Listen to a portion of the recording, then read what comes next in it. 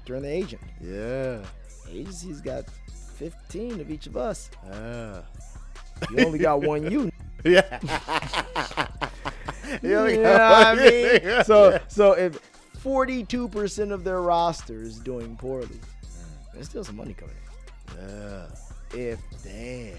42% of your life is doing poorly, ain't shit going on. You stuck, boy.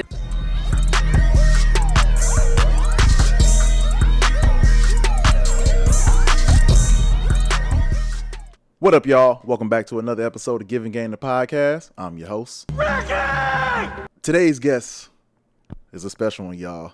I like to call this man a young legend, young GOAT. I mean, this man's been killing it since a young buck in Gatorade commercials with Michael Jordan. He was on arguably the best TV show ever, The Wire. I mean, you've seen him in Suburgatory, Fear the Walking Dead, Unsolved, John Henry, 2K23. That success has also followed him into his music career, with his music landing in commercials for Progressive, Taco Bell, and the first Purge movie soundtrack. Ladies and gentlemen, Maestro Harrell. Yeah. Man, what a hell of an introduction. Thank you. I might keep doing this. Oh my God.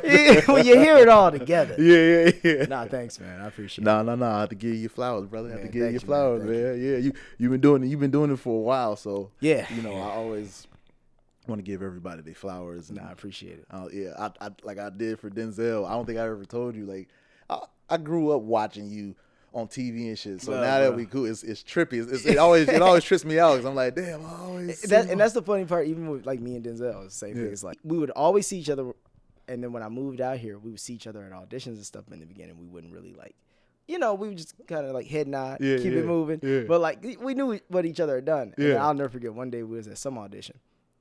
He was like 3-4 years in. Yeah. He driving by. He stopped.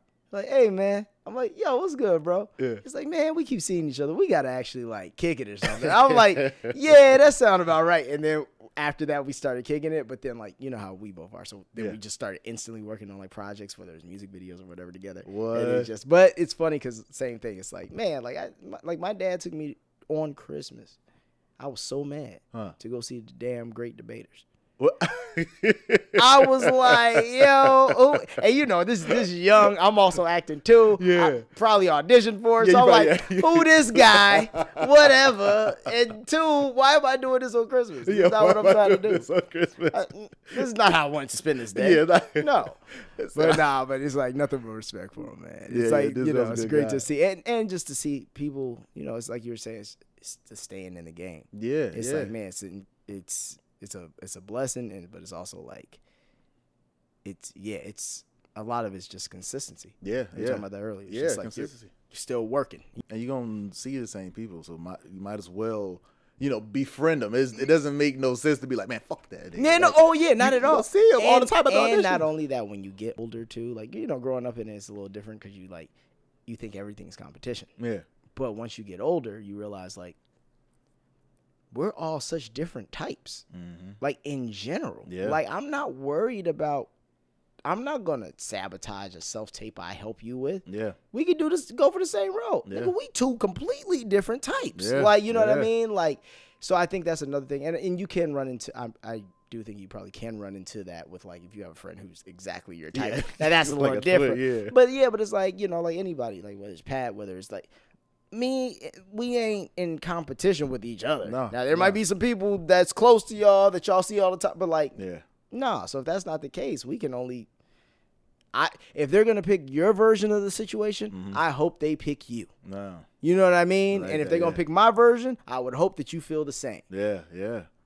And if they picked me. They didn't want you. Yeah. And if they picked you, they didn't want me. Yeah. Like, because it's too many, we were talking about earlier too, it's too many variables. Yeah. It's Will Smith could have done the greatest audition ever in history for Titanic. Yeah. For Titanic.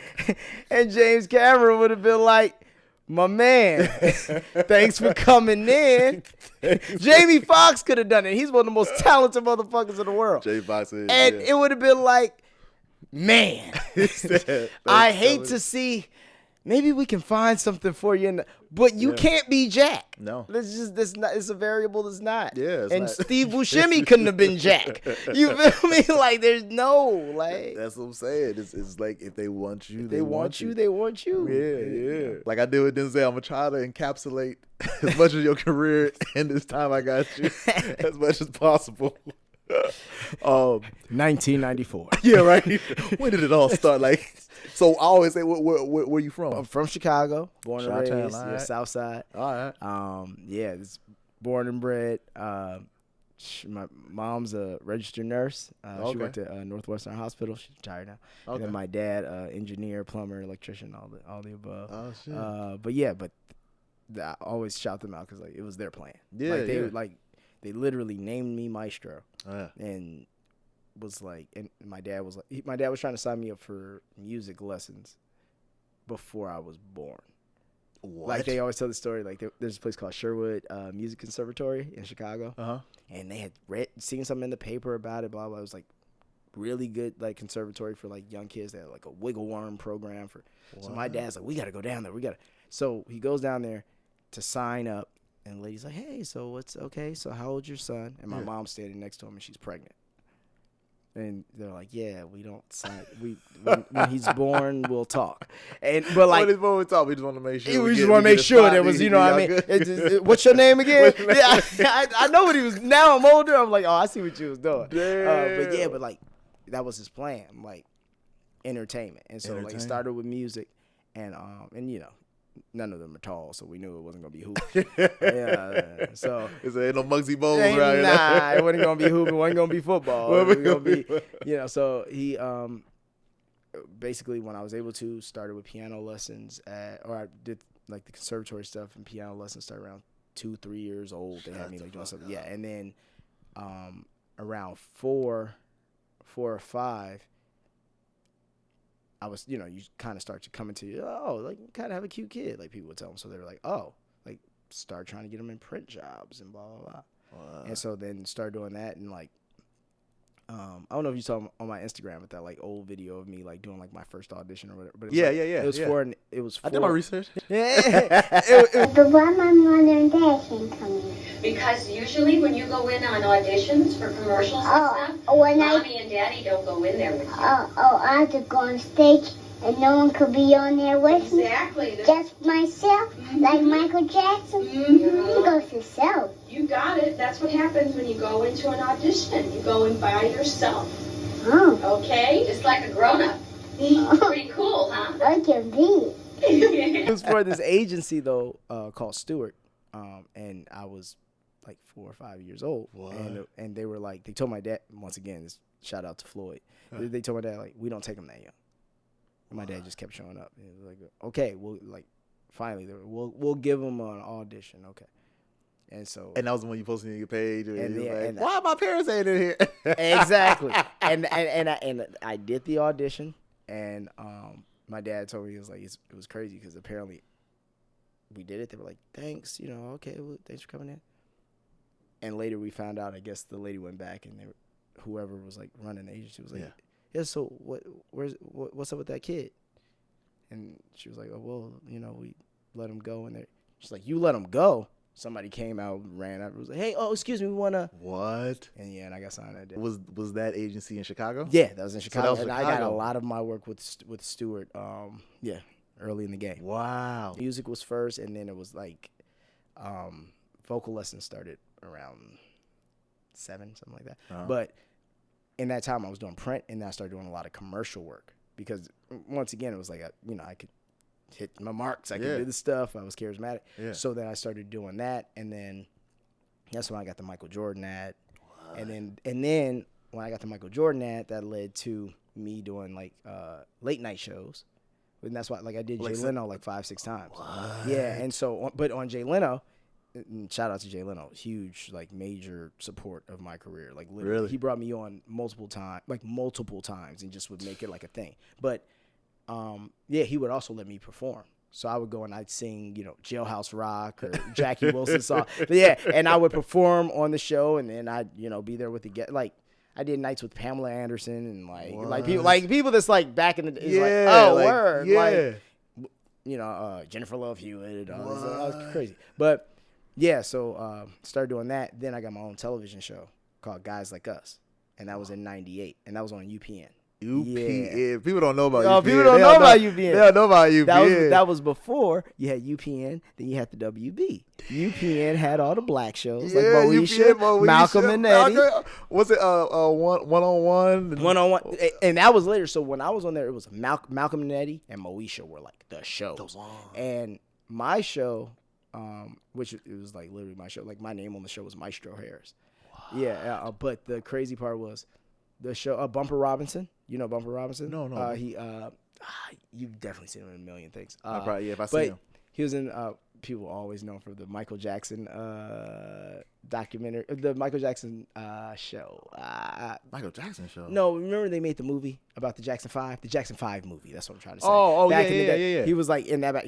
Another person who acted his whole career. Does a lot of voiceover stuff now. Okay. But him and he was really big in the 90s. Gotcha. Him and then you know who Chris Hardwick is?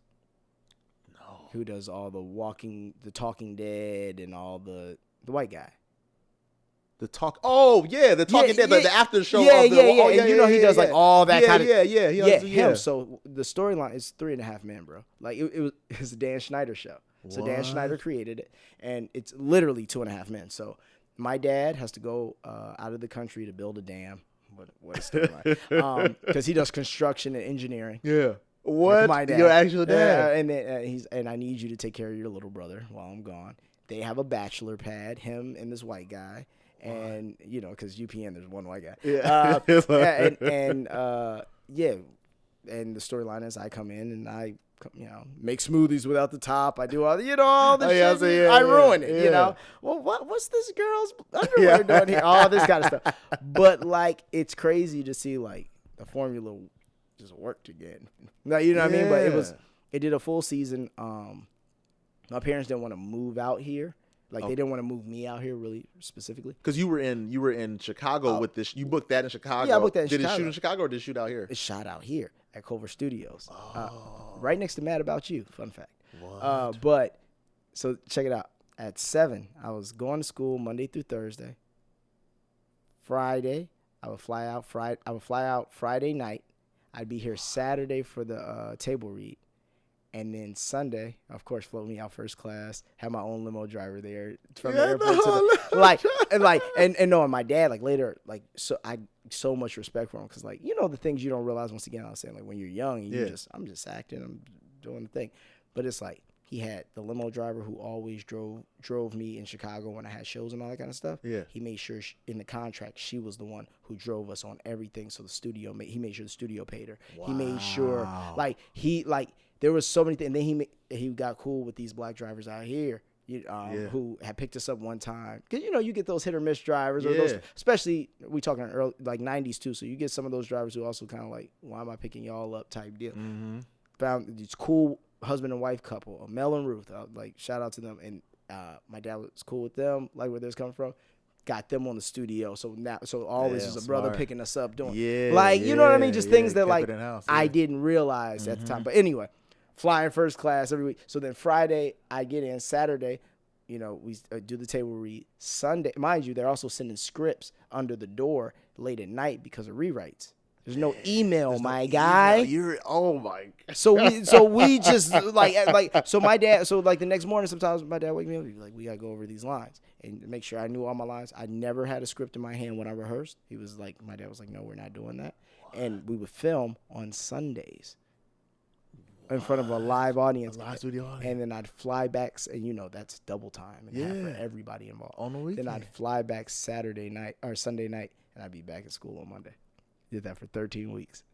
So when did you transition and come to LA? That happened in 2009. So after once I graduated high school. Yeah. After that show, I didn't do, I was still doing the late night show, Maury and Sinbad and all that kind of stuff. Yeah. But I was doing commercials, but I didn't do TV for a little bit. I did a couple movies. So then I did, around 9, I did Ali. Damn. And then and I played young Cassius Clay. Young Cassius Clay, yeah. And then after that, I was also in barbershop. I did that when I was like 10 or 11. All the iconic movies. Yeah, and there's funny stories of both of these though. So, Ali. This was, I can't remember, my dad told me the story, but we went down there for some background type role because it was an opportunity. They were shooting a movie in Chicago. Yeah. And I can't remember what it was, but whatever it was, we went down there, and I guess for a fitting for something. And the wardrobe lady saw me, and I guess she works on all of Michael Mann's movies, and she goes, What's he here for? And she's like, has Michael seen him? Something like that. And this is when you going to go see. I'm going to go do something. Something it's for barbershop? It's for Ali. This is for Ali. It's for Ali, but it's like, I don't know if it's like kid on bus. You know, my parents just trying to get me in. You know what I mean? Somewhere. It's an opportunity. And you got to remember, not as much stuff was shooting in Chicago at the time. Yeah. And so, it was like a weird thing. They were like, has Michael seen him? Like, and the lady was like, hey, like, he would be good for something else. And then they took a picture of me. Some moves were made. They started fitting me for something else. And then they were like, oh, yeah, like, he could do young Ali. What? I forgot there was some other small logistics that happened, but, like, ended up happening. And then crazy with that movie is even crazier is because then we did the scenes in Chicago. Yeah. We're like on the bus. They showed me the Emmett Till photo, that whole thing. That was it was freezing. That was in Chicago. Then after that, the scene where my father's painting the White Jesus, that was filmed in Miami. So they flew me out to Miami, mind you. It wasn't as glamorous because I was a kid. Yeah, but still, it was lit because I'm like, I'm in Florida. I'm close to Disney World. Literally. And they flew us out there. Bro, when I tell you, me and my dad spent a week in the hotel. Never got the call. What? Kicking it. Like every day after a certain time, they call me like, okay, you're released for the day. We go to the arcade, do some stuff, blah, blah. Come back. Okay, you're H-Day. You're good for the day. Ended up, they said they didn't have time in the schedule to shoot it. Michael will be flying you back out. Flew back to Chicago. Came back. Like 4 or 5 days. Nothing. 6th day, we're like, all right, we're going to just go to the arcade. Something happened. My dad, we forgot something. I don't care. So we turn around, we come back, and when we come back, people at the front desk are like, sir, they were looking, because my dad didn't have like a cell phone. Like he had a pager. Oh, yeah. Like, this is the 2000, early 2000s? 99, 2000. Yeah. Okay. So it's like, it wasn't, you call the hotel room. And so got there. We ended up shooting the scene. Everything worked out fine. But they went to Africa the next day. So there was no way they could have shot it if we didn't get it that day. What? Crazy, just a crazy random story. After that, I did Barbershop. And then Barbershop was another weird story where, I'm only telling these stories because just kind of just bring it around to something later. But it's like, on Barbershop, I'll never forget, we sat there and waited to shoot my, 20-second scene. Like I bring Eve her apple juice and I go, you're welcome, my beautiful black sister. Yeah. Which also, my dad came up with that line. He was like, add like the guy gets it. Shout out to Floyd, man. But we waited there for hours. I'm talking about like hours, like definitely over 10 hours. And like didn't shoot anything, and like it was kind of like, oh, maybe it'll happen, maybe. Yeah. My dad was like, no, we'll wait, and we waited there all day, and I could only imagine him trying to keep a 10-year-old entertained. Now that I'm older, like, you know what I mean? Yeah. But like we waited, and then we waited. I got it, and I did it. Damn. But it's one of those. It's just like everything is like nothing ever happens the way you think it's gonna happen, and it's persistence of being like, no, we'll wait. Mm-hmm. When I did Suburgatory, I got booked as a co-star to say hello in the pilot. That was it. Shut the fuck up. Wait. Hello. Wait. You got booked as a co-star in Suburgatory to say hello. To say hello in the pilot. For the pilot, and that was it. And then you end up doing like 30 fucking episodes. Bro. And I'll never forget Emily Kaepernick. Shout out to her. She was like, oh no, she's like, there's gonna be some fun stuff for Malik. Like we're definitely gonna bring her back because she knew my password for Wire. She's like, no, we're definitely gonna, because they made a lot of snitch jokes in the show too. Like it's pretty funny. But she was like, no, we're gonna find some stuff, bro. When I tell you the second episode we shot, it ended up being the third one, but it was like all about Malik in the newspaper and all about blah blah, and then slowly went from co-star to recurring. And then got bumped up. Then we got a season 2. Yeah. And then, then got bumped up. And then season 3, I got a whole family. Tim Meadows played my father. What? Damn. But you know what? I sat around all day to say hello. Wow. For one fucking line. Should I be doing one line at that point in my career? No. Because this is coming after. This is after The Wire. Yeah. I live in LA. I'm like, Suburgatory started like 2004, 13, 14, something like that. So I'm like 22, 21. So when you got that audition, did you know well, I mean, you probably didn't know the magnitude, but what did it say? Was it like co-star possible recurring? No. Or was it just like it was like a one-off. Like that's what it was supposed to be. And really? I went and I did. I literally went in and said 5 hellos. Because I was about to say, you didn't let your ego get in the way, like, man, I'm on the wire. Because at the same time, it's like, no, like, what have you done for me lately? And that's the whole industry. And like, and you know, like people, that's what people have to always remember. Like, you're only as good as the last thing you've done and how recent that was and how much money that made. It's like, you know what I mean? And that's it. Like, I'm sure there's people who can sing people under the table, but they don't do numbers. And that's just that. There's people who can act people under a table, but guess what? This person draws. Yeah, that's what it's about. It's a business. It's a business. We don't, you know, it's like, and I think that was something, doing it for so long, you start to learn it's like, just like any other business, like as much as I love the art of it, because I am a creative on both sides, you start to realize like the only reason they make your movie is so they can sell shit.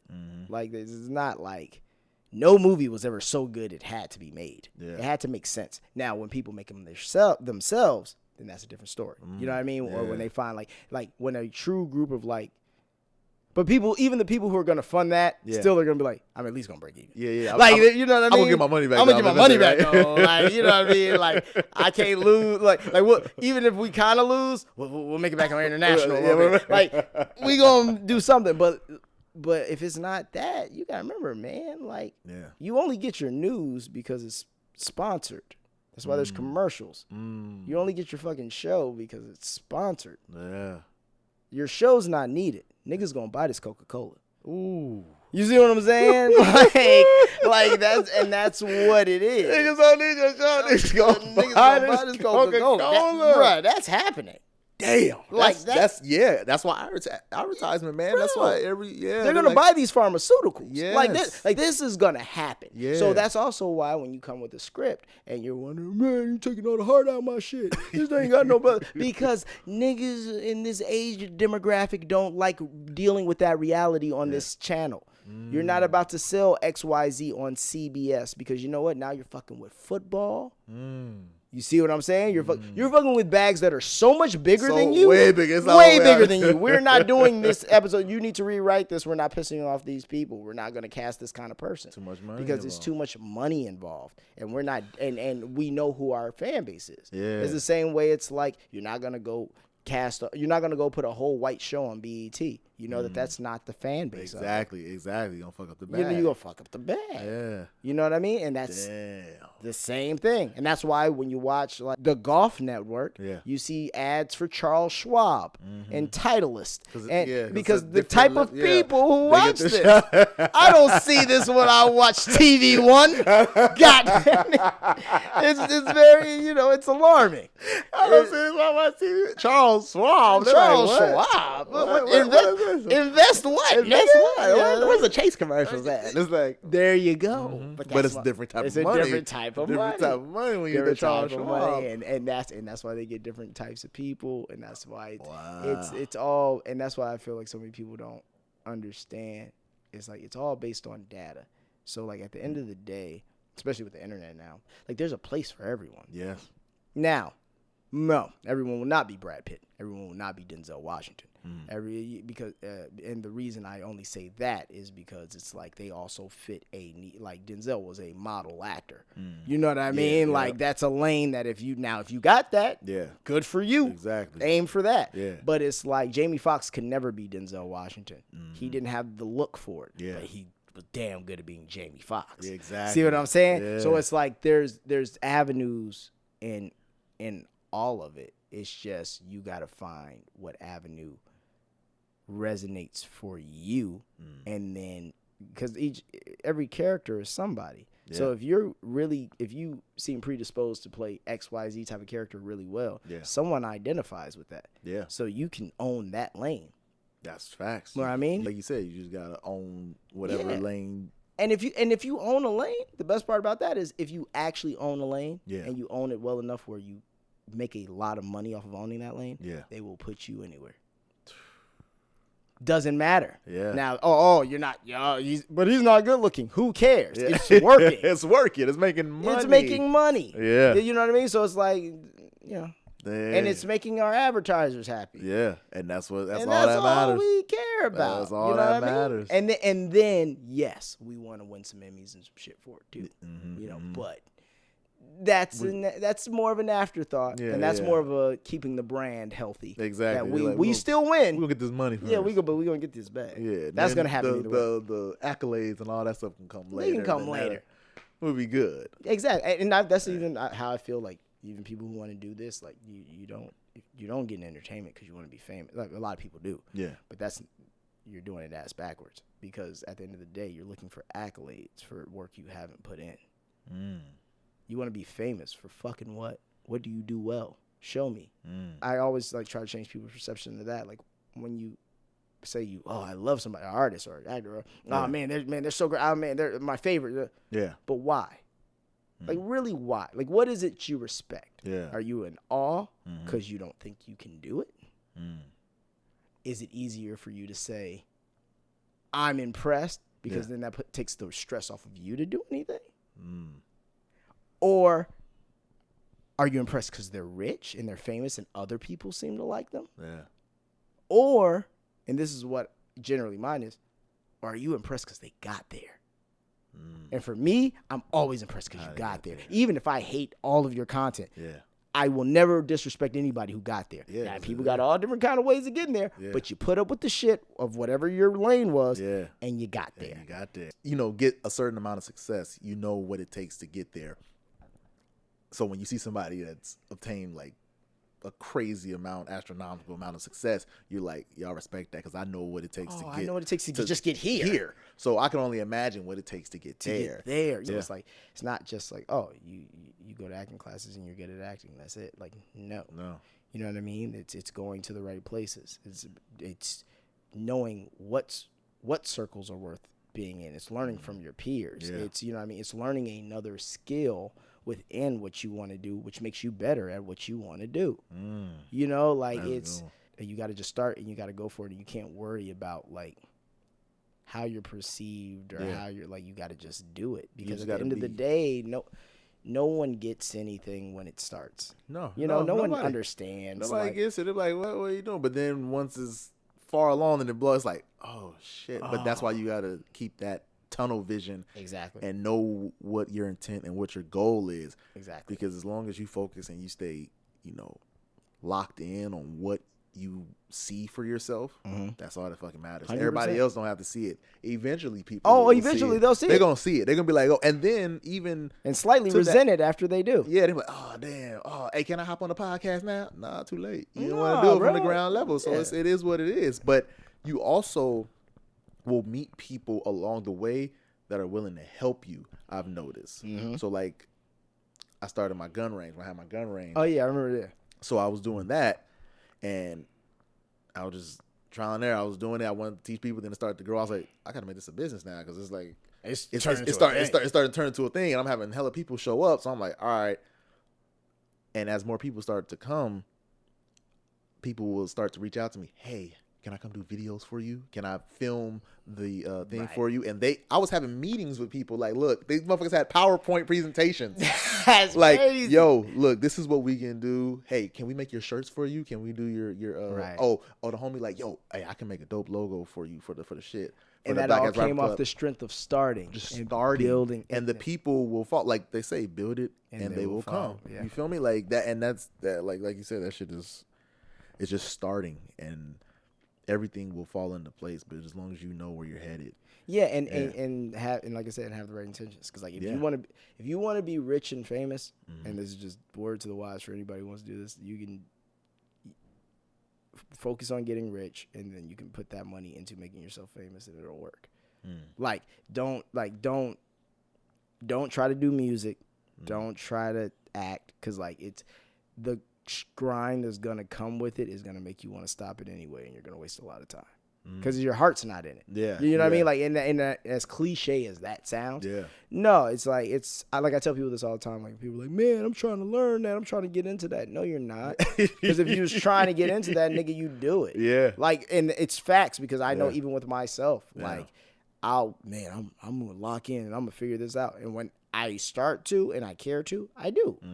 But if I'm kind of trying to make myself do it because I'm looking for prime example, I'm such a creative, things like, I understand the economics of it, but things like cryptocurrency don't move me. It can't move me to go really learn it and do like, it doesn't resonate with me. I don't care enough. Like I will, during the pandemic, I said, I'm going to learn cryptocurrency and I'm going to figure out that I know too many people who getting bags on it. Come on, bro. I'm not a dumb guy. I'm like, I need to, but man, I'll sit there and I'll start watching YouTubes on it and I do blah, blah, and then next thing I know, I'm watching YouTubes. I'm like, hey, how does this synth do, da-da-da-da, and then you start to realize, like, your heart and your brain's not in it. It's not, so what you need to do is where your heart and your brain is, you need to figure out how to monetize that more. Exactly. And you'll see too many hoopers who are just like, I started because I was like, there's a lot of money in basketball, nigga. So I was like, hey. And so I just started hooping. And then, you know what I mean? And I figured I could do this for like a year, probably getting the NBA. Like, nigga, it don't work like that. It don't work. I bet. You get money. I'm doing this hooping shit. Yeah, it don't work like this. And I always think about that, like acting and music, professions like that. People just think they can do it. Yeah. But you don't think that when you see a doctor, you don't I can do heart surgery. Oh, yeah. It's like, you're a neurosurgeon? Yeah. Oh, I can do that shit. Give me 6 months. Give me 6, Knock that shit out. No.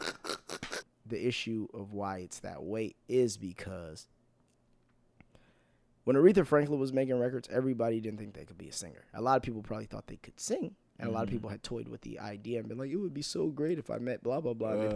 But they were not going to put in the grind or whatever Aretha Franklin did to get discovered and then also be Aretha Franklin. And they probably did not have her talent. Yeah. But that's the difference. Yeah. Aretha Franklin needed a whole fucking Atlantic Records building and studio and needed tape machines and like she wasn't opening up a laptop, grabbing one of these and being like, hey, like, no, like that wasn't going down. She had to learn how to sing. Some guy had to learn how to play piano. Some guy had to learn. This all started years before they got in that room. Yeah. See that level of dedication that comes with that? You know what I mean? The engineer had to know how to cut tape and do. You couldn't just learn that overnight. No. You know what I mean? It was a specialty skill. Yeah. Same with making movies. It was everything was photography, specialty skill. You had to go buy the camera. Yeah. Niggas didn't just have cameras. Yeah. You know what I mean? Like you had to buy the camera. Then you had to develop the film. Then you had to know how to develop film if you wanted to get that cool. Then you had to know. It's work. It's work you have to put in to get now in there's still work. It's just, well, everybody has a computer, and the computer is pretty much, as long as you have a computer, the rest of this shit can happen. Yeah. Oh, yeah. You know what I mean? And you just need the technology and we got YouTube videos. Like it's everything, man. So then that gives false confidence though of, oh yeah, I can watch this guy for 45 minutes and I'll just go do it. And that's the issue. And it raises the barrier of entry. And when the barrier of entry is raised, better content is made. And when better content is made, it inspires other people to make better content. Yeah. But when you're not doing that and everything's a fast buck, then everything's shit. Yeah. And then everything's shit. Then you wonder why people don't want to go to the movies. Like, what advice could you give, like, actors who are, aspiring to get into this business? I would say utilize social media to the best of your ability, but find a way to still showcase your actual artistic talent in it. You know what I mean? Like, in a sense of, like, a lot of people just make reels or just anything. Yeah. And it's like, it's one thing to get a following and a number, but then, that's not always respected to the same capacity. Yeah. And it doesn't always carry over. Yeah. But if you're, once again, it's like finding the other things. Like, I do think things are, how we were just saying, and this brings it back around to that, I do think things are easier now, but they're not really, because now you must learn 2 to 3 skills if you actually want to win. Yeah. So it's like, if you want to be an actor, you do need to be shooting your own content. But shooting some content, or if you can find a way to shoot content that gets something out of you or that makes people want to watch it in 15 seconds, but it still showcases other, like, there's a skill there. You see it and you instantly go, this don't look like reels I watch. This don't look like, that's a way to set yourself apart. And I really do think that is a big piece of it in today's society. Yeah. Because, everybody wants somebody who has numbers, and because it's a money game. If you have a following, that means each of your followers, or at least half if you have 1 million followers, right? That's 10% of that is what? 100,000. And then 1% of that is what? 10,000. So at least I know like 10,000 people are gonna pay for it. Anyway. Like, and that's like when you start breaking it down that way, that's how they look at it. Now, that person usually can't act their way out of a plastic bag, but you got to figure out your way of combating that. You know what I mean? It's like, as much as it sucks, even for someone like me, to try to figure it out, but it is what it is. Yeah. So I feel like if you're young and you're trying to get into the game, find ways to utilize it, but once again, that really resonate with you. You know, and do it to an elevated stance where then it's like people are feeding into what you're doing, and it doesn't feel lazy. Like you said, you do have to shoot your own shit. Look at Morgan Cooper. Self-tapes and everything. Look at Morgan Cooper. He's a prime example. Exactly.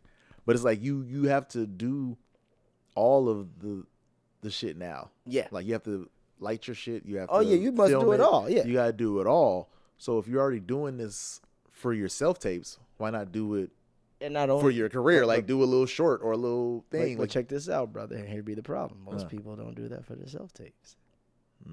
They do the easy, lightweight. That's what I'm saying. It's like the difference of identifying in people. Like if you want to do something, like do it right. Yeah. And like this is no slouch setup. Even you just doing something, you want to do it right. Yeah. But that's gonna carry over into everything else you do. You know what I mean? Yeah, You're not going to do anything in a completely basic way because you know that will not, it doesn't resonate with you, but it also won't resonate with other people because there's a million fucking things out here. Yeah. You know what I mean? So I think it's more of, that would be my first thing, utilize the space, but utilize the space in a way that makes you stand apart. 2, figure out your lane. Just figure out like, what are the things, like, and be realistic with yourself. What are the things you really think, like, when you see people doing certain things, you're like, oh, no, I could do that. Yeah. Like, identify those things because that will make you a better actor because then you will know where you need to sit in storylines or where you need to sit in certain kinds of worlds. Yeah, yeah. You know what I mean? Yeah. You can, once again, you can't be out here trying to be the Will Smith of Fresh Prince of Bel-Air. Yeah. We already got one. Yeah. See what I'm saying? Yeah. And if that is you, then you know, okay, well, I got to come back. I don't need to be going for these Carlton roles. I need to be doing, and I need to be showcasing this is my shtick. Yeah, yeah. You know, but if you haven't identified it, they're not gonna identify it for you. Every once in a while, you'll get lucky and you'll just be right. Yeah. You know what I mean? Yeah, but generally speaking, when it's early in the game, no, like you find your angle. Yeah. You know what I mean? Like find your angle, man. Find your angle. At 11, going on 12, then I did the Lion King. The play in Chicago, at right? the Cadillac Palace, in Chicago. And so I was young Simba. I did that whole thing, and it was funny because even when I was younger, they had reached out a few times. They wanted me to possibly do Simba or play Simba. Yeah. But I was like, I was so short. So it was like, at like 8, 9, like I was still like the grass and shit would have been like kind of taller than me. Like I was really young. So then I got a little bit older. Ended up doing opening night, and with my Nala, Jeffrey Maya. What? That was literally Nala. And it's like, so I've known Jeffrey literally since I was 11, she was 9, 10, something like that. Yeah. Damn. And like crazy. And it's like, another shout out to her. Incredible to see like where she's taking. But yeah. And so did the Lion King. After I did the Lion King, we were in talks with Jermaine Dupri at the time because I was I was still doing music, and I wasn't signed yet, but we were like in talks. So then I ended up going to Atlanta, and then from 12 to 13, 12 to like end of 13, I lived in Atlanta, and I lived with like Jermaine Dupri and Janet. What? So so I did Janet Jackson. Janet Jackson? Yeah. Oh yeah, because they were dating. Yeah. What? And so that was crazy. So it was like me at the time, me and Bow Wow were really close, and like I was going on all his tours. What? So like I saw the Confession tour like 6 times in multiple cities because JD did the whole album. Yeah. Like what I mean. So, and I was down there when they worked on all that. That was a crazy just like experience, but it was an eye opener too because it was just like another way. One of the first times I ever once again was like, oh wait, he not really an artist, but he making a lot of shit move. Jermaine. He the producer. So you see people around, it's like, sometimes people like, man, when we gonna work, when we gonna do whatever. But he working on Usher or he working on Mariah. He doing, so I was like, that was the We Belong Together years, all that. So like, also he was like, stupid up. So like, flying on private jets, doing the whole, like seeing all this really early, and also seeing it's like, it's tangible. Yeah. And how old were you when you were 12, 13. 12. So he was gonna sign you to SoSo Def? Yeah. So but I ended up getting signed to SoSo Def. Oh, you got signed? Yeah. But so what happened was, first I got signed to Virgin Records because he had them franchise boys. They were signed to Virgin too. That's what I'm saying. This that era, boy. And like okay, I'll put it this way. Like the people who was coming in the studio at that era was like, and this just shows you what era this was. Like, so first off, Jermaine and Janet is like, that's at the crib. Then when I be at the studio, at JD Studio, it's like, it's Usher, it's Jaquan, it's Bone. You know what I mean? It's the franchise boys. Jaquan. It's Bone Crusher. I like the golden era of like that. So it was dope to be like, to be a part of that. Because even, bro, Scooter Braun used to drive me to Atlanta Hawks games and take me to Atlanta Hawks games because he used to like intern for Jermaine at SoSo Def. What? So I've like known him since I was like 12. Because he used to throw all the parties in Atlanta, and he was like the man of throwing parties in Atlanta. Yeah, and doing like bro, like this whole, it's just like, once again, you just see how people like level up, like, and like you're like, yo, this is crazy. Nobody stays in one position. Nobody stays in one, but that also puts that battery in your back to like, nah, I can't. Come on, what you talking about? Like, this guy's worth what now? Yeah, I gotta keep it pushing. So. But yeah, it was the golden era of that shit. So it was really cool, like, to have that as a part. I grew a lot, saw a lot. Then I was like, being a kid, being bad and shit. Yeah. So I got sent back home. Reality, nice little reality. But while I was in reality, like 4 months in, I got an audition for The Wire. I was about to say, it's The Wire. And I went in. First, they had me audition for Michael. And you still in Chicago at this time? I'm in Chicago. Yeah. Okay. It was Ted and Pascal casting agency. What? They had me read for Michael. And then they had me come back and read for, and this is all on tape and stuff. And they had me come back and read for Randy. What? And then after that, they were like, okay, they wanted to put a pin in me. They were like interested. They were like, we want to do a test and all that. Yeah. And then I got, and this is random, but this also shows you that I'm always pushing both. This is why when people ask me, "Oh, what do you like better, like music or acting?" Yeah, it's like no, it's balance.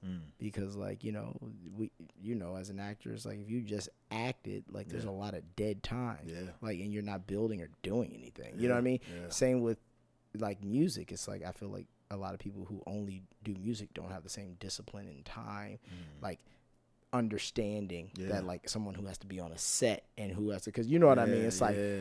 Showing up on time for a session is one thing. Showing up on time for a movie is very, like, bro, you better be on time. We'll never hire you again. Like what it costs us more than what we paying you for your ass to not be here. Like, you know what I mean? Like, what are you talking about? It costs us more than what we pay you. Yeah. Like we losing more money by the second over your ass. Yeah, that's facts. Like, though. so it's like it's different. So, but I like the duality of both, because it's like if one slows up, I'm doing this, and if the other there's always the other pocket. So prime example. So then I ended up singing at they opened the Disney World or Disneyland in Hong Kong. So then I fly out to Hong Kong, and then I sang at the Disney World out there, and then the whole time though, like my dad's back here, like negotiating the whole wire situation, trying to make it happen, and then flew back. What? And then right when we landed, the next day we flew to Baltimore and I did a screen test. And then with like everybody, and then it was like, yeah, it wasn't. No, by far, like it's by far the most iconic thing I've done. But it's funny because it's like it wasn't like glamorous or anything. Like their budget was slim. Like they're like like everything shot on location. It's shot in Baltimore in the hood. Yeah. Like, think about this. Like it's a primarily black show in the early 2000s. Like that's why if you notice, more people care about it now. It wasn't no award. Like more people care about it now. Yeah. Than they did in the moment. It wasn't really. So I knew what it was, but I had never really watched it or anything. And it was just cool because like we didn't know how iconic what we were doing was. Yeah. But the casting is so on point, and like not even just say like if you watch any of the seasons. So it's even like with Mike, I'm like, man, like you cast the right people, the dialogue and the writing is A1. Yeah. Storytelling is A1. So it's just one of those things like, and we had good chemistry because even, and this was something we realized later, but it was funny. Like we would in the beginning we'd all do school together. Yeah. We'd all like I'm talking about like. We watching like the Family Guy movie because that's the era of all that shit. Like the Family Guy movies, we had the DVD box sets and we were like real like kids because I'm 14, Jermaine was 13, Tristan was 16, going on 17, and Julito was 16. So like we're all like a year apart. Like so we're really like I'm picking on Jermaine all the time like because he's the youngest. Like literally doing that. But as the show went on, and you know, if you've seen the season, you see how the separation kind of happens. Yeah. But it was funny. Like we started realizing, like, damn, we stopped having school as much together, and we stopped having we started shooting on different days, and so it was kind of like organically we were separated, and then it played into the show. Yeah. Damn. And it was and don't get me wrong, like we still like even when I did like the hospital scene, all that kind of stuff, like Tristan was there and like but it was still one of those things like we generally didn't see each other as much as we did.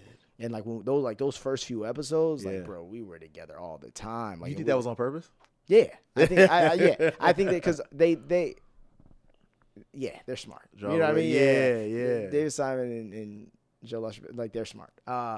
And then they had Robert Chu, who played Prop Joe. He was like, because he actually had brought he had an acting school in Baltimore, and he brought a lot of kids through the ranks and like taught them, especially in a place like that where it's like you're very far from Hollywood. Yeah, you know what I mean? Yeah. And a lot, like 2 or 3 of his students were actually on the show characters, and then they had him coaching us for that's what I was gonna say. Like, did you 3-4 episodes? Like, with you said, have you taken acting classes? No, I've never. You've never taken an acting class? No, I've coached like 3-4 times for stuff, But Shut the fuck up. Like your whole career. Yeah. And you've been doing this for how long? 25 years. Like 20, going on 26. Yeah. Nigga said 25 years. Yeah. No, but see, you know what it is? I think once again, it's for me, it was trial and error. Yeah. Once I got older, kind of understanding my lane and understanding what I'm really good at and leaning to my strengths. But then on top of that, I'm just fortunate too that I got so much on-job training. Yeah, like, that's the best training anyway. And that's literally what it was. Like, and me and Denzel talk about this sometimes. It's funny because it's the same thing. It's like, and I don't know if he's taking accurate, but I know a lot of it is on-job training. Yeah, Probably most of it is. Yeah. So it's like there's certain instincts that I noticed that I'll just have, but I'll have them because they're low key just ingrained in me at this point. Yeah, and I'm definitely at this point. But even once I started hitting, like, I would say even when I did The Wire, though, it was one of those things. It's like I was the most experienced person there. Because you was doing commercials, you was doing late night stuff. I had my own show already. Yeah, you already had all that. Yeah, I've been doing this. You know what I mean? So don't get me wrong. It was the most heavy lifting I ever did as an actor to that point because it's a real show. Yeah. You know, but it's still like past getting to the performance aspects. The rest of it, like you got to remember, if you don't really, if this is your first time doing this, like even just certain things like hitting a mark isn't just like second nature. You see what I'm saying? Yeah. And it's like now I got to hit this mark and try to be because they don't teach you that in acting class. They don't. They don't. No. Oh, they don't. No, they don't. They don't teach. So you usually that sounds preposterous, bro. That's half the job. Exactly. But that's the thing. It's like when you go to these acting classes, they teach you how to act. They teach you these different techniques and stuff like that to get the emotion or whatever. But they don't teach you how to hit a mark. Yeah, because you don't learn how to hit a mark, and that's like you said, it's the most important thing. Like you doing a monologue and you walking and talking, and then you slap up that mark. They like, hey, we gotta run it back. We gotta run it back. Land on that damn mark because now you costing us money. You costing us money, and now you costing yourself performance. Because sometimes you might nail it, and it's just like I need you to stop here, especially if it's something good because they really trying to get some shot that's real clever. Yeah. You know what I mean? Or even same with like shit like. I'm not gonna sit here like this. This is a terrible angle. Like the cameras are here, so you gotta cheat out. You cheat out. You open up. You know, it's like all that kind of stuff, or not blocking someone's coverage. Yeah. Like, but these are all just things you either you do them or you see other people do them, or and if you pay attention, you just learn. Like even in certain shows, you're like, oh yeah, you could add humor here, or there's things you could do here to add on to the character. You're watching other people, you picking up. Like, oh, okay. So I'll never forget. What's it? Oh man, why am I drawing a blank? Chris Parnell. Okay. Chris Parnell. We did. He's the voice of Jerry on Rick and Morty. He's the voice of the progressive boxes. He played my father-in-law on Suburgatory. And I'll never forget, we were doing something, and he always plays quirky characters. Yeah. And he asked, he was like, "Do you guys have like a ruler or something?" He has like props. Yeah.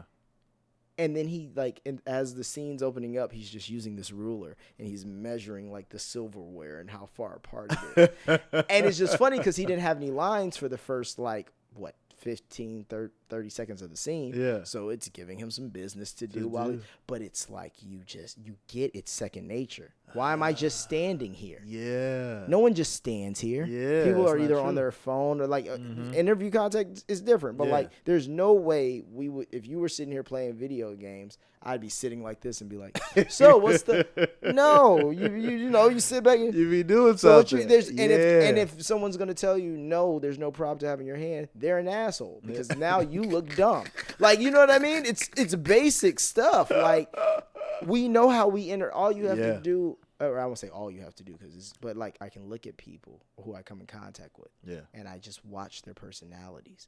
And then usually, let's be real, you watch certain personality types. There's not that many crazy amounts. You run into the same types of people a lot of times. Every once in a while, you have an anomaly. Yeah. But usually it's like, oh, you probably get along with y'all niggas kind of. You know what I mean? It's like, so you can kind of fill in certain aspects of that. But then you can also, if you are fortunate to know certain people of different personality types over time, you can start to just see how they handle different things, how they handle different emotions. And then that also lets you see, like, oh, there's a million ways to be angry. Or there's, like, or not a million, but there's X amount of ways. There's people who handle anger in different ways. There's people who handle happiness in different ways. There's people who could be having the best day of their life and they barely crack a smile. Why is that? Like, so like people watching in a way and taking, like, yeah, it's like doing character work. You're exactly. like, oh, okay. I try to imagine even somebody who barely shows a lot of emotion, or even someone who does. I try to imagine how they are at their happiest, and then I try to imagine what they would be like at their saddest and what would get them there. Because everything is something different is going to get everybody there. Yeah. You know what I mean? Yeah. And it's like, you know, a person who never knew his parents is not going to be his parents. See what I'm saying? So that might be your motivation. That's interesting. But that's not, you know what I mean? And also just like, what does Jason Statham look like when he cries? Like, what, like, you don't. That's interesting. You see what I'm saying? Like, and what does that, because if you can try to imagine people on that whole scale of emotion, it makes them, A, more human. And then 2, you kind of can see ways, if you know yourself, which one can you sell? Like, I that one won't look good on me. Yeah. That one could. Now, how do I get myself to there? You know what I mean? Like, because it's weird, but it's like I've noticed doing that and just trying to really understand the people around me with different personalities, and then also people you come in contact with and how they you just start to see certain things, and like I question, like, if I meet somebody and they're just like a dickhead, it's like, okay, like, why are you so guarded? I know this comes from something. The curiosity, you have to keep that curiousness about you. Is like, okay, like, why? Exactly. That's what it is. That's what you do when you're breaking down a character or something like that. You're like, okay, why is this person this way? You don't what judge them. You're like, what got them here? There's a reason for this. Like, if somebody comes and like, man, fuck you, man. It's like, all right, they don't know you, so you can't really take offense. It's like, all right, they're mad. I can't really. You don't know me. You don't know. But there's something. There's a behind trigger. That. There's a trigger. There's something behind that. Yes. Maybe somebody like me, like, made you mad, and now you're like, fuck everybody look like you. Or you're identifying something in me that from somebody else who pissed you off, or something that you fail to have. Whatever it is. But like, if you try to, like I said, if you try to just like humanize everybody, and like that you come across, and just think of like, how would they handle this? What would they say? Who do I know speaks like this? Like, when you get a character, okay, this guy's this and this. Who do I know who's closest to this? How would they, and what would they? That's interesting. And you can't let the nose phase you. I told you, nigga, I've been getting no's since '96. Like, is that you can't? That's just part of the game. You know what I mean? And it's like, if I took all those no's personally, I wouldn't have confidence to go out for the next thing. Yeah, because you were a child. So how have you been able to cope with all? That's a lot of fucking no's. 25 years of no's. Yeah. Like, I mean, you had some amazing yeses along the journey, but like, how have you been able to like cope with those no's? I believe I know what I'm doing more than I believe that they know what they're doing. And that's and every time I get a yes, it proves me right. Ooh. You know what I mean? That was a good one. Like, it's what it is. Think of it this way. There's people telling me no who haven't been in the industry they're telling me no about for as long as I have. So you know what? Yeah. Cool. People don't see it until they see it. And when they do see it, I was right. All good. What? And that's how I look at it. That's a good mentality. You know, and then the other mentality, you didn't hire me yesterday, or you might not hire me today, but guess what? I ate yesterday and I'm going to eat today. It's not the end of the fucking world. Yeah. You know what I mean? Like, and once again, this is why you build multiple skills. Because it's like, and I have other skills. I have value. Also, when you build skills, it gives you a sense of value. Yeah. So then you feel more confident walking into any room because you're like, no, I got this. It's just like, if you've worked before, you're not as, you might be worried about working, but you're not as worried about like you know it'll. Yeah. If you're working, like you said, it'll happen again. I do this. Like, exactly. I have a resume. I got stuff to show you that I've done. But if you don't, sometimes it's like it feels detrimental, but it's like, no, like, okay, that's not the one. Yeah. The next 30 might not be the one. The next 50 might not be the one.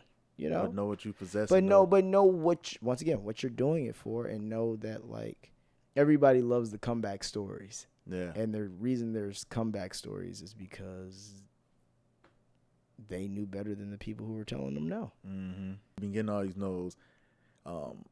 And I'm always see every time I see you, you always smile like that. Every time I think I always put me in the good, you be like, every time I see you smile, you like, well, I'm like, what's up, nigga? I'm just happy all of a sudden. Hey, man, that's what I'm trying to bring. But like, I love how you bring that with, acting and stuff. You're supposed to, put your personal stuff aside and not let that show through your work. Yeah. So my question is, how do you do that when you get an audition? Like, say you have something that's, going on in your personal life. How do you? But you got an audition for something that's big, but you don't want that to show in your work because it's going to affect how you work. So how do you, that's a good one. manage that? Stay away from drama in your life in general, or try to, keep a good circle of people around you. Because I do feel when you have that, you have a cleaner mental palate. You know what I mean? And that's a hard one because I feel because in one aspect I want to be like, hey, keep it, be wary of your day to day because all that shit adds up. Like I feel like if you're just like anything, if you're working every day, you're focused every day, you're doing X, Y, Z. Yeah. It's things tend to accumulate. Yeah. And that's just science. Yeah, you know what I mean? Like, and there's if you even someone who's terrible at basketball, if they shoot 100 shots, one will probably go in. Yeah. And it's just a matter, but it's a matter of you got to wake up, you got to do it every day. Yeah. And I think when you do it every day, and like I said, once again, if you're an actor, maybe you can't go act every day. Yeah. But you want to know something? There's a piece to that puzzle you can do every day. There's something you could be building to get yourself on a set every day, or maybe there's some way you could be getting yourself closer to a set. Maybe there's some, you know what I mean? Yeah. Trying to find, because even it's a thing, like sometimes I look at it and I'm like, man, like trying to get a job even in the industry sometimes, if you know you have never had any real experience, if there's another skill you have that you can do, that'll get you through some doors so you can understand a few more things. And then also, if you're working in the industry, depending on your job, you're probably more likely to be able to get away from an audition than if you work at a restaurant. You know what I mean? So it's, or you work for yourself and then you do shit on your own time, which is what you want to do anyway, because but that's a good question. I think it's tough because I know everybody would handle it differently, and it does depend on the situation. Because I know there's certain things to just you can't get your head out. You can't of. get out. Yeah, of it. you know what I mean. Yeah, because like for me, I know I do. Like I go to the gun range where I try to get myself in like a happy place. Right. For that, hour or two that I'm doing that audition or whatever that time, just for a little bit. Then when I get out, then I can like. Now I could deal with whatever. But I try to like clear that space because it's like, can we going through heartbreak or some shit? And you're doing life, a multicam comedy. Terrence, what's that? Nothing. What? Who's this guy? He's terrible. That's it. That's facts, man. He looks sad. No, we don't like sad. No, Pfizer doesn't like sad. Pfizer doesn't like sad. No, cut him. Yeah. But next tape. That's how it is. You gotta like separate it. The biggest enemy to an actor with a dream, the only thing I would say is the amount of no's, only because, like I said about the confidence theory, and this is what I've kind of started to do. I've been much pickier over the course of my career of even certain things that I'll go out for. And the only reason I say that is because you look at something every once in a while and you go, this ain't me. Yeah. Like, I know this ain't me. Yeah. And it's not like the opportunity of a lifetime. No, you just go. Yeah. They calling you just go. This is for the next Fox series. Is blah, blah. Okay, you just go. You know it's already greenlit and has Zendaya in it, you go. Yeah. You know what I mean? Like, whatever. That's no. But if it's something and it's not that, and it's kind of like, but like, you're reading this, you like, none of these lines even sound right on me. Yeah. This ain't. I've gotten to the point where sometimes, and this also knowing your shtick, knowing your thing. But it's like, nah, this is a no I don't need to take. I rather build up and keep my confidence, because I don't need that. It's like Floyd Mayweather. He don't fight everybody. He don't take an unnecessary L. You know what I mean? Like, and not to mention, things are now on tape, so that's at least makes it easier. But like, not to mention, prior it was like, and you're gonna burn gas going there, so it's like, and maybe get a parking ticket. Yeah. So it's just like double-edged, like L on L. It's just like, and this did nothing for my, like, so I think sometimes that can be detrimental, because sometimes people just, with anything, everyone has their number, and their number, whether that's how much they can take of something, how much they can do something, how much, at a certain point, the light switch is just not going to work. You know what I mean? That's it, man. And so you got to be able to keep yourself in good grip. You got to see little wins along the way. You know what I mean? See little wins. You got to latch on to whatever you can along this journey. Because that'll keep you afloat into the next one. And then call back here, pin there. It's like, all right, okay, this is some progress. People seeing it. It's just I ain't nailed one yet, but people seeing it. And I know that I'm on, like you said, I'm on the right trajectory. Exactly. How have you been able to, maintain your success as an adult? Because you were a child actor, right? And usually not a lot of child actors transition. Yeah. So what do you attribute that to? Well, what I'll say is, after I did the back to the story, we go all the way. After I finished doing The Wire, did a few guest spots. I did. Me and Michael B. Jordan did an episode of Cold Case together. And he's my brother, and we were like a whole thing. And then I also did an episode of ER, something like that. And then I cut my hair, finished high school. Okay. And then moved out here. But then I moved out here. I had a short haircut. The standard. The standard. Did the whole thing, and then ended up landing Suburgatory. Okay. And that was, I did other few guest spots like Lie to Me. And so what's kind of cool about my career, and I've noticed, is I've transformed like 4 times. Like, I look most like my old self now because I have the straight backs and whatever again. Yeah. But like, when I cut my hair, I'm a different character. When I have hair, I'm a different character. When I was a kid, it was a whole nother character. So it was kind of like, I was able to just kind of like rock that hairstyle for a while. You change your look based on the time and period of, where you are in your career. Where I am in my career, or what I'm trying to sell. So like, even when I was doing Suburgatory and all that kind of stuff from 2000, and that's what I was telling you before about my boy, like from 2013 to like 17, I also made like house music, like dance music. I was like, that's how I know like guys like Tiesto, and like all, like I like had songs on Tiesto albums with my boy Lewis I was telling you about, and Julian Zecco.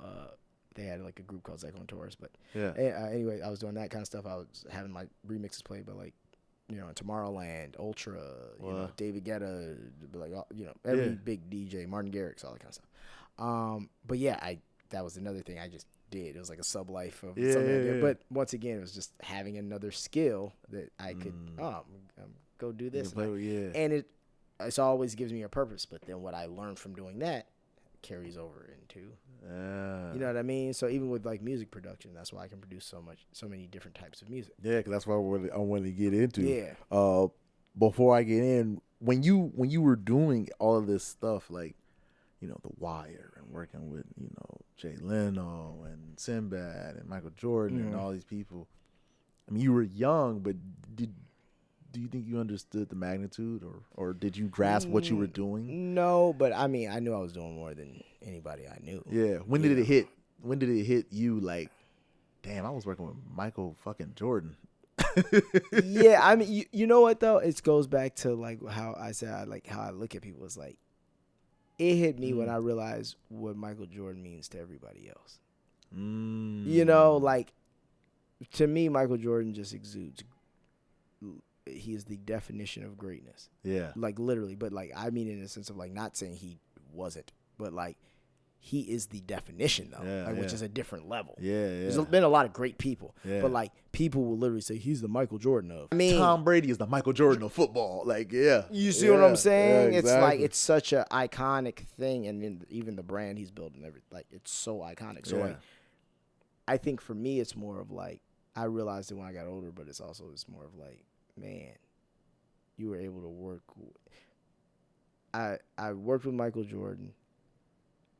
I have pictures and, like, got to sit and talk one-on-one with, or, you know, my dad was there, but, like, with Muhammed Ali.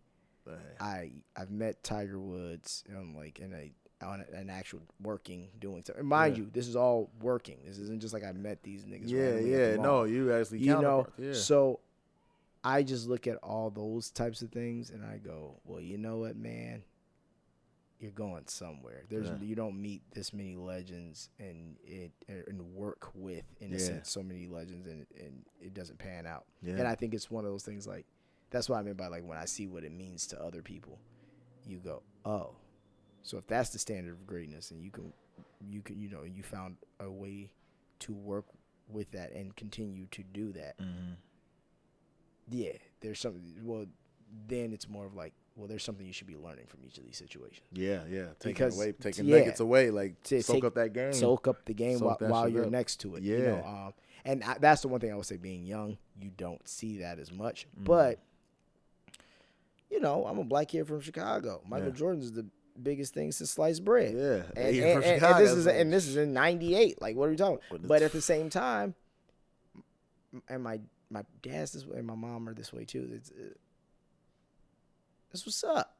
You Michael Jordan. That's dope. You did a lot of dope shit. Pleasure to meet you. Let's shoot this commercial. Work.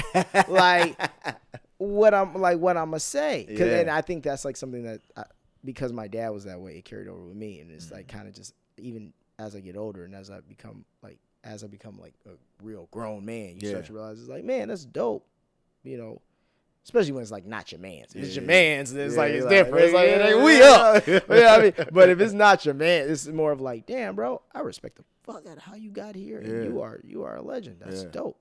But like, that's not gonna change shit over here, though. Like, I'm glad for you, though. You know what I mean? Now, if there's something we can work on together, but it's like, we here, you getting paid a lot more money than me, but we both here with this same camera, doing this, selling this same Gatorade.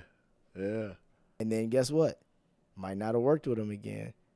But nigga, who on the cover of 2K23? Like, come on now. Michael Jordan. So it's one of full circle. It's one of those situations. Like, hey, he's still doing shit. Hey, my man, I am too. Damn. Respect. And I would hope he would feel the same. Yeah, it's like, damn, you can't. I remember when we did this X amount of years ago. Now look where. That's a good story. Yeah, you know, and it's just you still, and like I said, you're still in the game. You still swimming. You still plugging away at it. That's the main thing. Just keep going. Slide into the music side. So what? I mean, you were already doing it as a kid. So how did you, like, what made? Because I was like, was stuff going slow with acting, and you started doing the music? Was this like a alt like? No, so like music came first, like in all theory. And so my parents, music, vocal lessons, piano lessons, all that kind of stuff at a young age. Got signed. I ended up, and that was the other part. I ended up coming back after I got sent back home, got the wire, did all that. I ended up flying back because, once again, the brand was better, right? I just did the wire. So I ended up getting flown back to Atlanta. And then that's when I signed to Def Jam. And like SoSo Def Jam. And I had my Super Sweet 16. You know the MTV, my Super Sweet? Yeah. I had one. What? Yeah, like on, like, yeah. My Super Sweet 16. So I had a Phantom pulling up on the south side of Chicago in 2007. Damn, that's Lil Durk wasn't doing it then. But yeah, bro. So I did that, and I had, you know who DJ'd it? You ever heard of D Nice? D Nice. You know DJ D Nice, the guy during the pandemic who got huge. Where's the hats? What? Are you kidding me? No, DJ no. D Nice? I wouldn't say it like he became during the pandemic. He became a cultural phenomenon. Like Michelle Obama was in his. What? Hold on. I gotta see. I don't know. I don't remember the name. D Nice? You've definitely seen this guy. Let me see. Like he plays the Hollywood Bowl now. Oh shit. Like no, like shit. Like you've never seen this guy. I've never seen this motherfucker. That's wild. That's pretty wild. Because it's like I've never it's seen also this I put it this way. It's also such a like. I've never seen. It's such a. It was also such a cultural thing when he did it on the like. No, bro, he had like. What? He cracked like multiple million people or a million some people on his live, but it was like when I tell you everybody who was like who's who was like checking in like I said, Michelle Obama, Barack, like Hillary Clinton commenting in the live and shit like literally like it was crazy, and then his shit just went. What? I mean he already was like the man. Yeah, like, he was like. So even in my Sweet 16 in the thing, I go meet him at the record store in New York or whatever, and I'm like, yeah, so I want blah blah play the party. He's like, well, he's like, tell him what you've done. He's like, oh well, I DJ parties for LeBron. It's funny, all these names still matter for LeBron James, Bill Clinton. You know what I mean? Da da da da. And it was like he already was the guy, but it was like more on the low. Yeah, if you knew, you knew. Yeah. No, now he's the. Like it's kind of crazy. Like it's like he would never do a Sweet 16 now. Yeah, like so he was DJing your Sweet 16. Oh yeah, damn. Yeah, and it was like crazy, bro. Yeah, I threw that Lucky Strike at downtown Chicago. But anyway, so did that, and then that was like kind of like I was still in the artist lane. So I was supposed to be like a mini John Legend. What? Sing, play the piano, whole deal. JD ended up getting go from Def Jam after like a year or two, and then, but my whole experience in there is what got me like. I always wanted to make beats, but that's what made me like, nah. Like being a producer, like I'd be at Bow Wow's house, we'd be hanging out, having a good time, and then I go back to Jermaine's house, and I'd be like, man, JD house way bigger. I'm like, man, this shit is crazy, like. Oh, because he can work with multiple people and he's doing da-da-da. And, like, I didn't understand I understood what a producer did. Yeah. But I didn't understand business-wise. Like, but just seeing that different dynamic from artist house versus producer house. Also, Bow Wow signing JD. JD signing all these people. He has all these different, like, this. So you. So that's where you started to, like, want to start to produce and more, and I was like, more behind the scenes. Yeah, I was like, I want to start making beats and doing da da da, and so I started doing that. And how old were you then? I'd say like 15. Okay. And when I started 15, 16, I started I was like taking it seriously. I wanted to do it. Yeah. Before that, I had made beats on like my keyboards and stuff because I already play piano stuff, so I always wanted to make songs, but. Also doing the artist thing too and seeing how that runs made me start being like, wait a minute, this might be doper to be the guy who's actually moving the chess pieces instead of being one of the chess pieces. Ooh, yeah, you know what I mean. Yeah, I like those little analogies. Like what you say, you wanted to be you wanted to run the law firm. Then be I was like, what do you want to do? You want to be the lawyer or you want to run the law firm? Like because it's like the lawyer's the guy. He's gonna go to trial. He's gonna do the whole thing and stuff. Like, you know what? It's the same thing. Yeah. The actor and the agent. Yeah. The agency's got 15 of each of us. Yeah. You only got one you, nigga. Yeah. You know what I mean? So if 42% of their roster is doing poorly, there's still some money coming in. Yeah. Nigga, if 42% of your life is doing poorly, ain't shit going on. You stuck, boy. And that's when I started to realize. I was like, wait a minute. And like I said, you're good. It's we all want a sleeker, newer model. Like we don't care about it when it's a computer or an Xbox or something like that. But like it's the same way in this. Sleeker, newer model. Newer model is the new generation. Yes. New thing that's up. Like you got to get aged out. Okay. Now let's get this new upgraded iMacBook. That's how we're like seen in a way. 10 years ago, 15 years ago, probably 15 years ago, Smart Water, Jennifer Aniston. Now we have Zendaya. Sleeker, more ethnic. This works better. More relevant. Yeah. Looks like now. looks like now. You feel me?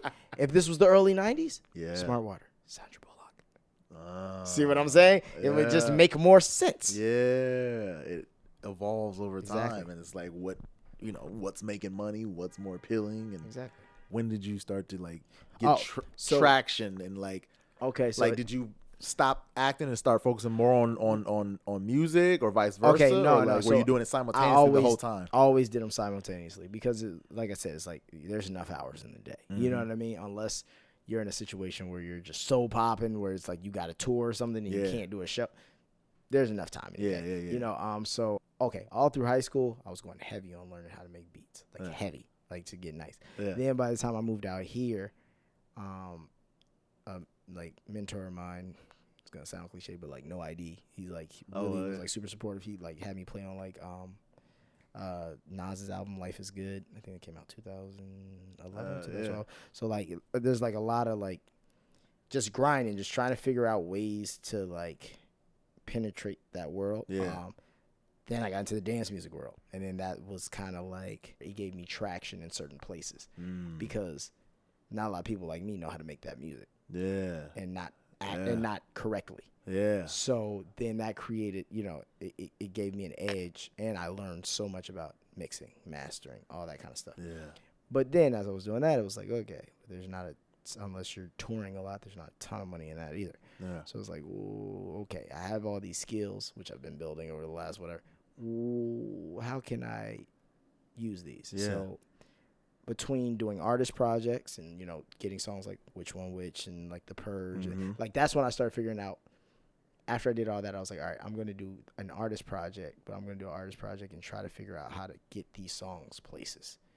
Because it's one of those things like, yeah, it'd be great if songs are hit and it does 1 billion streams. But like, that costs some money. That doesn't just happen. People put a lot of money into that behind the scenes. And that's just, usually how that works. But you were focusing on like, because I know we talked about this off camera, but like getting them on places. Yeah, that's what I'm saying. Commercials, like finding a way to use the music in other places. You know what I mean? Yeah. And so, and what's great about, or fortunate for me, is since I make the beats and I was doing the raps or the songs or whatever, it's one of those things like, all right, well, even if you don't want the song, you can take the beat. If you don't want the beat, you can. But it still comes back to you. Exactly. and that's became my like factor of like trying to find. And I think that's another thing of if you're in a creative space, you got to find a way like, okay, how can I make use of the content I'm making? Everything can be used for something. You know what I mean? And even if it's not going to be directly monetary, it can lead to it. You know what I mean? But it's just making use and making the right content that you feel that can be used in the most spaces. You know what I mean? And I think that's something that like once I started to figure that out, it's like, oh, I can make all these different genres of music, but then I can also, I can make music I just want to make, right? But then also I can not only have in my mindset things to make this music a little bit more appealing to certain audiences, but then I also can just make music that is, okay, this is going to be for this lane, and then they always need this, they always need that, they always. But you know what they want, and you cater to that. So and, they can. And you have to go and you have to build the relationships to even have the people to sell it to, right? You know what I mean? Like it's even the guy stealing a watch has to take years to learn the guy who fences watches, right? Like, you know what I mean? It's like it's just the work of the game, you know? So how did you figure out that, like, what's the steps to like selling a song to like a movie or getting it on a commercial? Okay, so there's song libraries. That's one way to do it, where you submit your songs to song libraries. Okay, they have a lot. A lot of different companies use them for different things, and that's one way you can get it. You look up different song libraries, try to reach out. It is one of those things. I fortunately got introduced through someone, and I had a song that they liked and they wanted to use in something. And then from there, I built the relationship and then just, once again, like I was saying about if you have a real product, it's like, well, you guys need this. So like, I'm not asking for shit. I'm coming with something. Yeah. You see what I'm saying? You coming to the table. I'm coming to the table with something, and I can do it, and it's what you basically need, right? Yeah. So, and this is an opportunity for me. Mm-hmm. So it has to be mutually beneficial. Yeah. And like you have to be coming to the table with like, oh no, I don't get it, this, and this. Right. And then it's just like, all right, well, like if there's opportunity, I wouldn't mind giving it to you. Yeah. You know what I mean? But you're also coming with something I might need. You're not just coming with your hand out. You're coming. Yeah, and you're not just coming here like, hey, I'm good and I'm a star. Mm-hmm. Because back in the day, maybe. Yeah. Now it's like, what's your handle? Show me. Yeah. Literally, show me. Yeah. So what? So you're not big here. So what? It must be YouTube. Yeah. Or it must be so you're not a star. We can verify it. Yeah, we can verify this. So you want to take your word? I can verify it because you're not verified. Yeah. The verification was the verification. Was like it's fucked. Yeah. Like that was one way I got into the syncing situation. And then from there, I really just took the time to try to I've like met other sync houses that also meet, but like it is a very like kind of closed thing. Mm-hmm. But I also feel like the reason it is so closed is because if they're not using popular music for something, a lot of times it is a different way of producing. So prime example, you know, your friend who makes pop beats might not really know how to make trailer music. See what I'm saying? It's a very different, not saying it's a whole different like skill set. Yeah. But it's a different approach. It's a different, like you were talking about the scripts. It's a different format. You got to learn how to format it. Like we know a bunch of rap songs mixed terribly, but they bang. Yeah. You know what I mean? Like that doesn't happen in dance music. Like you do that. No, it just feel good. Everything sounds. No, but like everything sounds good too, or the record doesn't work. Like a poorly mixed dance song won't get released, and the reason is because like the way it's supposed to be played at festivals and stuff, right? Yeah. So it has to like sonically cut through to be played in a place where there's thousands and thousands of people, which is like another reason why in a place with thousands and thousands of people, a lot of times current rap music doesn't always translate to the back because 808s is bass. Bass doesn't go that far. High end goes that far. Interesting. See what I'm saying? Frequency wise, like an 808 will get lost. It'll get lost halfway through the crowd. Damn. And so talk about like what's the importance of like owning your own shit, like you said, because like sometimes they'll do that. Like you like, oh, this is a great song, but we don't really want the vocals. We just want the beat. All right, cool. Well, I own that too. So I own that too. I'm not beholden to anybody. It's more legwork. Yeah. You know what I mean? Than if I was in a publishing deal or something, someone's just sending it for me, doing whatever. But you know, that's another person you got to cut in. Yeah. You know, and that's another thing that's out of your control. You know what I mean? And it's good to relinquish the control of things when you know it's going to get handled correctly. Yeah. But until your brand has value, it probably won't be. Yeah. And so you got to try to do as many things as you can in your control. Because also, like, you know, at the end of the day, I continue to make songs, continue to put them out. When it's all said and done, it's my catalog. Yeah. So, once again, you shoot 100 buckets. Yeah. Let one or two go in. No, it's a wrap. You know, and then it's now the whole catalog's worth something. It's always harder doing things on your own. It's always harder coming up with an original concept. It's always harder. But if you figure out how to do it and succeed at it once, you really probably never have to do it again. That's a go. You know? That's a go. It only takes one. It only takes one. And then if you want to do it again, people are begging you. Oh, yeah, because you already set the precedent. You already have a track record of doing good work. So now your name is worth something. Exactly. And now people are going to pay you big money to have your name attached to their product. Because you know why, right? Why? Because whatever they're paying you, they're making more. Gems. No one's doing you any favors, my guy. Hell no. If I can pay you, if I can one day say, hey, I'm giving you $40 million for a movie, I'm Paramount. You at least an $80 million nigga. Damn. And that's a fact. That's fact. And don't forget it. Never gonna pay you what you worth. Never. Never. Damn. LeBron James was a billionaire 10 years ago. Nah. Just the NBA had to, make theirs first. They had to make theirs first. You know what I mean? Like, hey. Damn, yeah. I got some speed round questions for you. Speed round. Speed round. Wrap it up. Who would you like to share the screen with?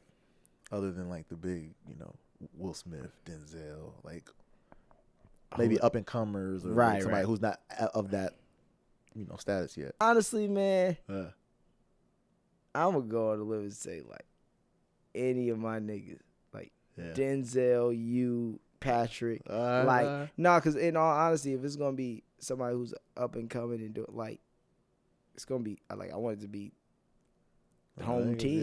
You know what I mean? Like, I fuck with it. You know what I mean? If now we going into then it'd be like, okay, yeah, for sure. Johnny Carlos one. Yeah. Jamie Foxx would be one. Jamie Foxx. Cool. Steve Buscemi would be one. Stephen Root. One of my favorite shows is King of the Hill, and he does the voice of Bill, the one with the wife beater on. Oh shit. He does the voice of him. On the music side, who would you like to collab with? Max Martin, No ID, Pharrell Timbaland. Those are just like those would be like bucket list. Like this is dope. You know what I mean? Like this is dope. The first thing I do when I get to set is blank. Crafty. Gotta get the snacks. See what's going on over here. If it's a good set. If it's not a good set, it's trailer. Trailer. The first thing I do when I get to the studio is blank. Roll a joint.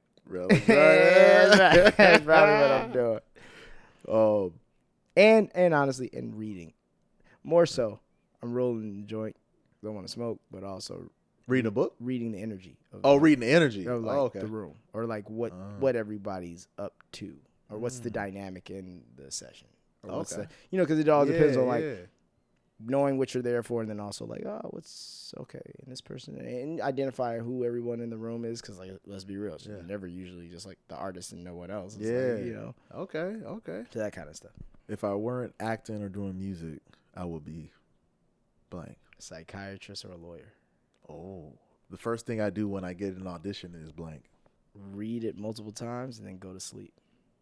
Oh, because when I go, ever since I was young, if I read it and I go over a few times, and then go to sleep and wake up, I know it. What? Yeah. Oh, shit. Yeah. If you could only choose one genre to act in for the rest of your career, what would it be? Drama. Yeah. All right. Besides acting and music, I'm also really good at blank. Besides acting and music, I'm also really good at pool. Oh, really? Yeah. We're gonna get busy. That's my shit. You don't want none. You don't want all the smoke. I bet. Pool's my shit. That's one of the few because after you said that, I was like, damn, he knows my Achilles heel. I'm good at nothing else. Okay. And then I was like, wait, no. Pool. Pool. I'm good at pool. My Achilles heel. And literally. What's your favorite movie soundtrack? There's this movie called Synecdoche, New York. Synecdoche? Synecdoche. Synecdoche. It's a part of New York. Or Synecdoche. Yeah, Synecdoche. And it's John Bryan. He's a composer, and he did it. And it's one of my favorite soundtracks. If you ran Hollywood, what's the first thing you would change about it? I would place more creatives in positions to determine what goes and what doesn't. Mm-hmm. I'd have more creatives in the room when it deals with green lighting things. Oh, I like that. Yeah. The apocalypse happened. You stuck in the bunker. You're going to be there for a while. You got one TV show. You're going to bend forever. You got one movie and one album. King of the Hill. Oh, shit. And I'm going to be real with you. It was a tough one between King of the Hill and The Sopranos. It's a tough one. Yeah. But if I'm in this bunker, The Sopranos might be a little too heavy. You know what I mean? That might be a little too heavy for every day. Like, it's not a happy ending. Like, King of the Hill. Up in that bunker. It's a cartoon. And you know what? I might even swap King of the Hill just for the sake of The Simpsons. Ooh. Oh, you may never run out of that shit. Like, that's my point. I'll be sitting in that bunker. I'll be like, man, season 38 is ass. Let's watch it again. Album, I might pick The Blueprint. Ooh, that was my first album I ever bought. Really? Yes. That's crazy. And it was the censored one. I think I had a censored Blueprint too, but I also had I almost want to say I had a bootleg, but I had a real one too. I think the real one I had was censored, so I got a bootleg. Oh, so you get that. But man, like that's yeah. I like how we both just say yeah. I was like, that was my first album. Yeah, movie would probably be No Country for Old Men or There Will Be Blood. Oh, actually, no. I take that back. That's complete bullshit. It would be Rush Hour 2. Rush Hour 2? Yes, because once again, I'm supposed to be in a bunker for this time. That's some tough shit to watch. But Rush Hour, I know all the lines, and it's never, bro. That is. I've seen it over 20 times classic. For sure, and it's never gotten old. That's classic. That's the one where it was Heaven on Earth. Heaven on Earth. I take you. Yeah, I take you. I take her. Hey, hurry up. Hey, don't you ever rush a black man in the buffet line. Oh, your friend have big appetite. Yeah. What he said? He said, he's like, now listen here, little Rickey. Apparently, you don't hear too well. He said, don't let the bathroom fool you. It's the only color they had left. Get your little ass up and get this. Broke his laptop and everything. I'm about to watch that. Oh, bro, that shit never gets old. That one was fun, bro. And then he said, "Get your little." What's the other part? He said, we could have been some. Yeah, but you one crazy ass bitch. That movie is, and the OG one's incredible too. Yeah, but man, that second one, that's one of them second ones where it's like. That rivaled the first one. Yeah. Like, 'cause usually it's hard when you're doing usually like a franchise trash. Yeah. That one, that shit was funny than a mother. I know you didn't take another job on my damn vacation. Man, that's the best. Rush Hour 2. Rush Hour 2. Bro, this was good, bro. Man, this is a pleasure, man. This was a good one. My this was a good one. Hey, man, hope y'all enjoyed this. Hope y'all enjoyed, man. Maestro is dropping gems everywhere. He has an amazing story. This was a great talk. Thank you. If y'all like this, make sure y'all like, comment, subscribe. Follow the station on Apple Music. We'll see y'all next week with a new guest with some new game. We out. Yeah. Yeah.